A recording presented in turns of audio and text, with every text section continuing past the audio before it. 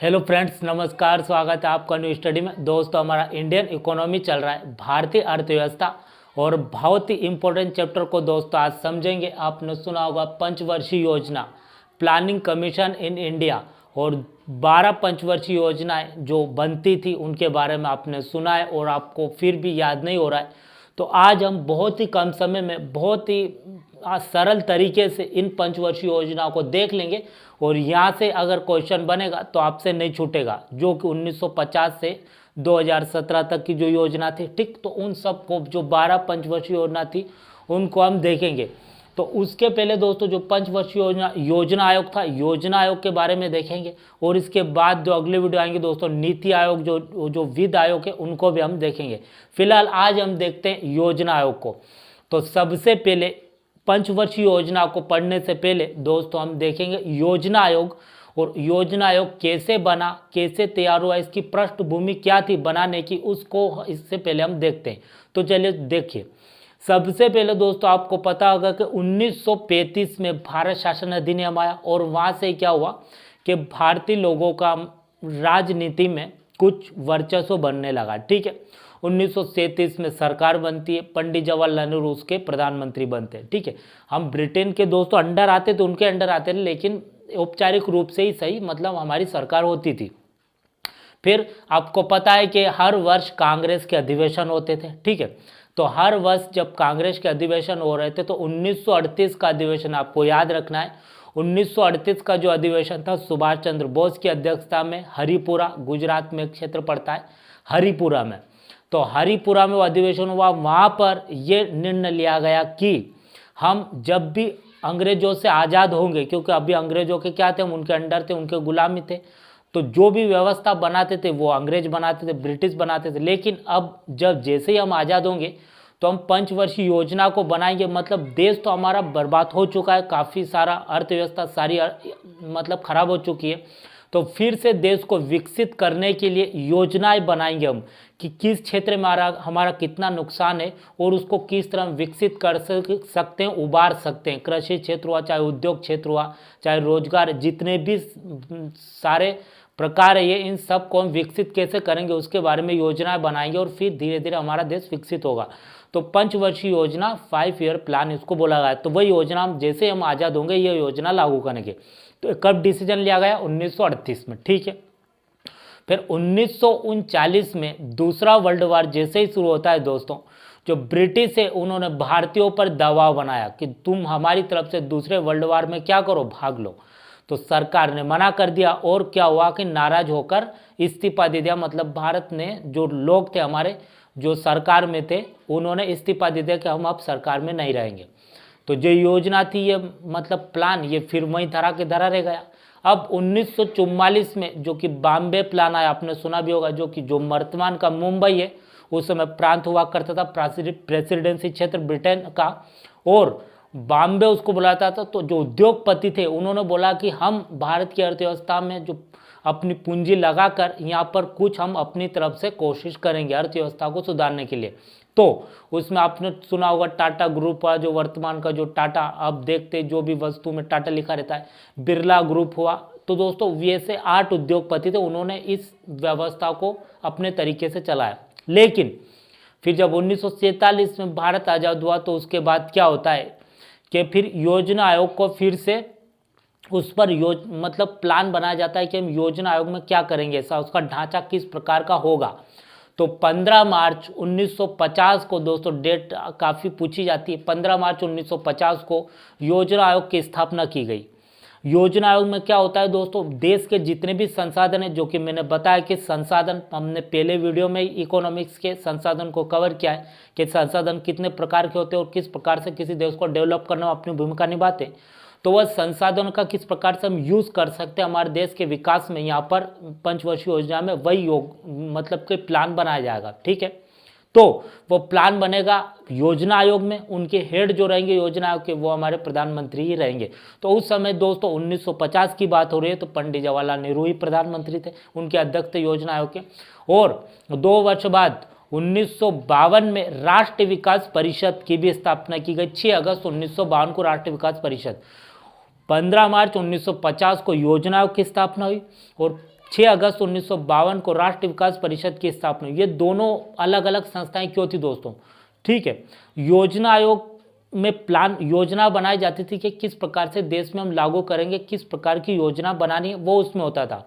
राष्ट्रीय विकास परिषद उसको फाइनल अप्रूवमेंट करती थी, मतलब फाइनल उस पर चर्चा करती थी कि एक्चुअली में ये योजना सही बनी है कि नहीं, हम देश में लागू करेंगे तो किस तरह करेंगे, वो वहाँ पर फाइनल होता है।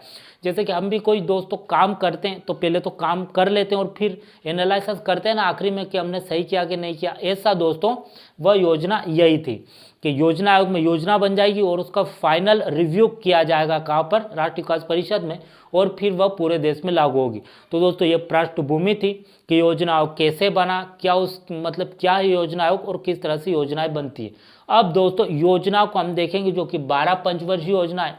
योजना दोस्तों पंचवर्षीय योजना हर देश में दोस्तों देश को डेवलप करने के लिए प्लानिंग की जाती है, योजना बनाई जाती है। जैसे आपने देखा होगा स्विट्जरलैंड में 1 साल की योजना बनती है, जापान में 5 वर्ष की, चाइना में 5 वर्ष की, श्रीलंका में 10 वर्ष की योजना बनती है। हमारे देश में भी शुरू में 1950 से 5 वर्षीय योजना बन रही थी। तो योजना 1 अप्रैल को शुरू होती है और 31 मार्च को समाप्त हो जाती है 5 वर्ष बाद। ठीक है, तो ध्यान रखें योजना कब शुरू होती है? 1 अप्रैल को, और ख़त्म कब हो जाती है?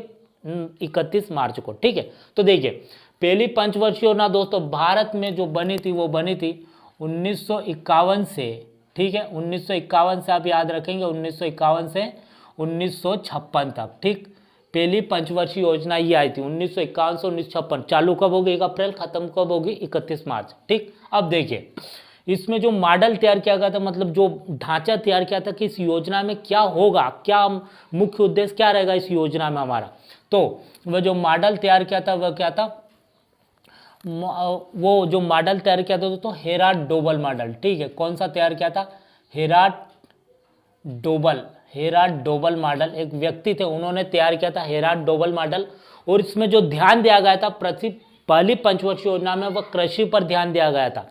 आपको पता होगा कि शुरू में जमींदारी व्यवस्था हुआ करती थी अंग्रेजों के समय, और जो व्यक्ति सही से खेती नहीं करता था उसकी जमींदार हड़प लेता था। तो ऐसे काफ़ी जमीन हुआ करती थी किसी जमींदार के पास। आपने देखा होगा कि किसी व्यक्ति के पास काफ़ी 500 हजार 2,000 बीघा जमीन हुआ करती। तो कैसे हुआ करती थी?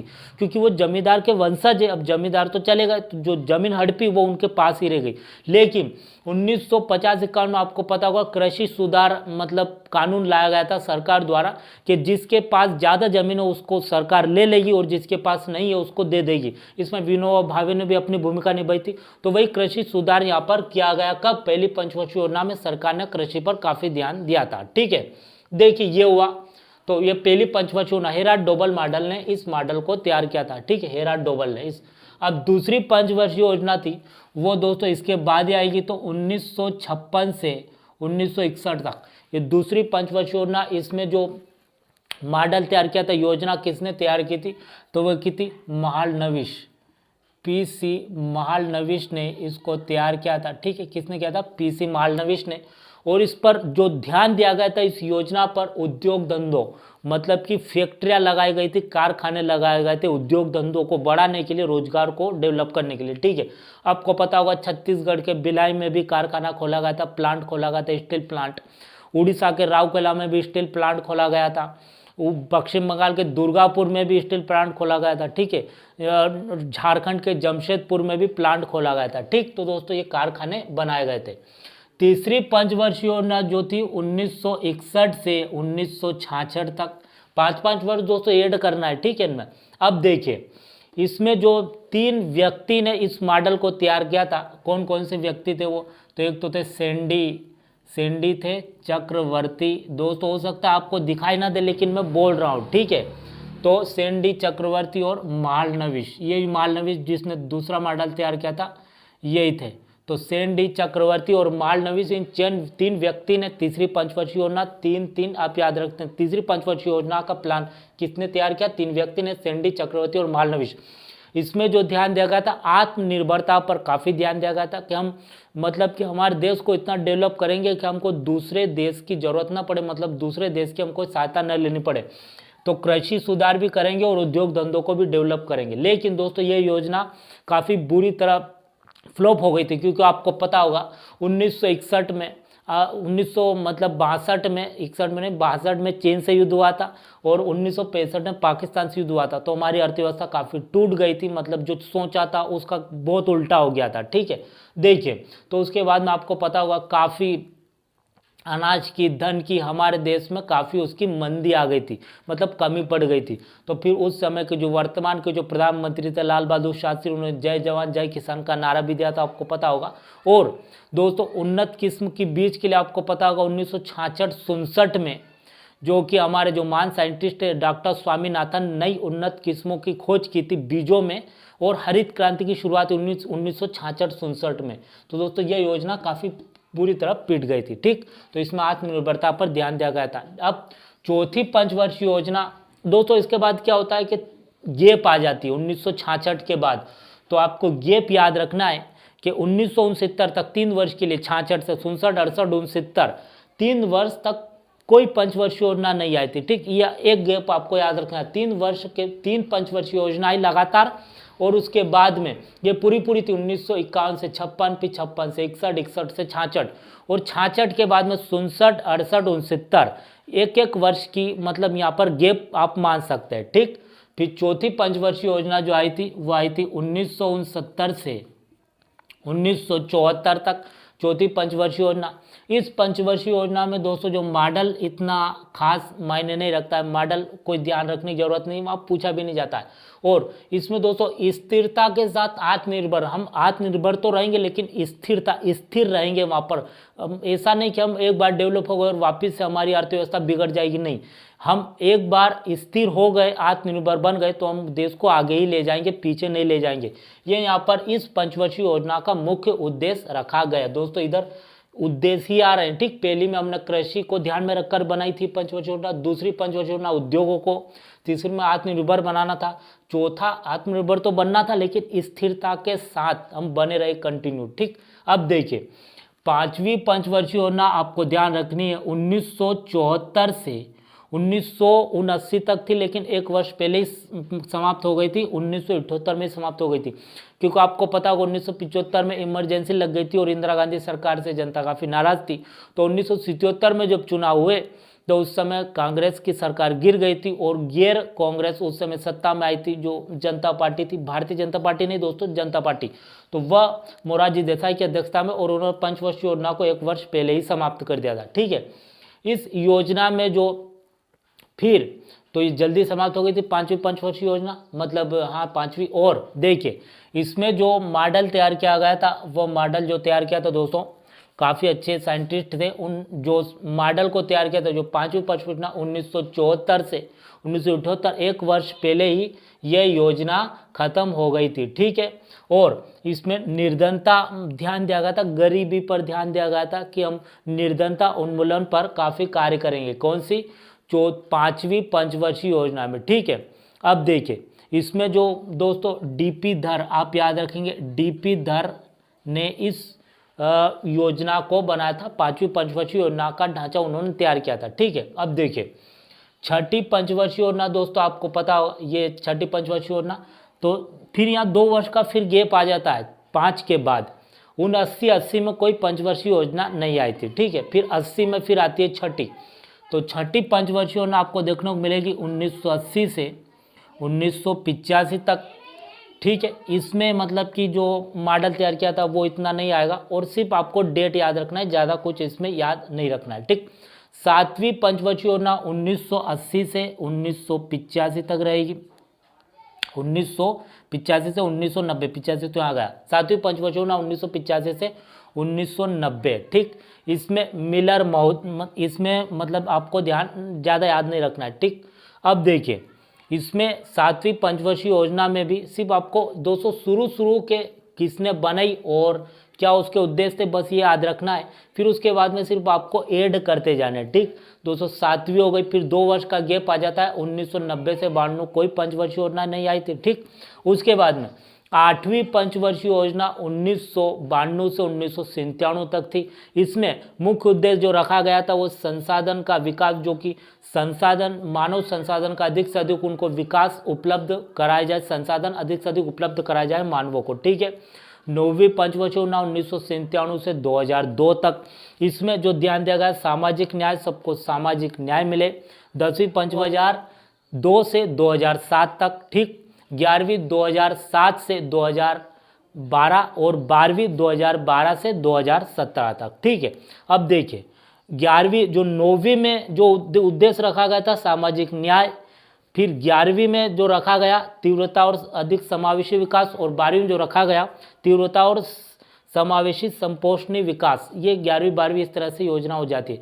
आपको ये मेन इतनी सारी याद नहीं रखना है, आपको बस शुरू की ऊपर की याद रखना है और बस डेट याद रखना है। शुरू की 3 योजना 1951 से 56, दूसरी 1956 से 61, तीसरी मतलब 66, तीसरी 66 3 में होती है, फिर 67, 68, 69 वहाँ पर गैप हो जाता है, फिर 69 से 74 चौथी, 5वीं 74 से 78 में समाप्त हो जाती है, फिर छठी 80 से 85, फिर गैप आ जाएगा आपको 78 से 70 तक, फिर छठी 80 से 85, 7वीं 85 से 90, ठीक। फिर 2 वर्ष का फिर गैप आ जाएगा 90 से 92 तक, फिर 92 में अगर देखिए फिर 92 से 97, 97 से 2, 2 से 7, 7 से 5, 5 वर्ष ऐड करना, 7 से 12, 12 से 17, इस तरह से दोस्तों योजनाएं हो जाती है, ठीक है। तो मिलता है अगली वीडियो में, आज के लिए इतना ही।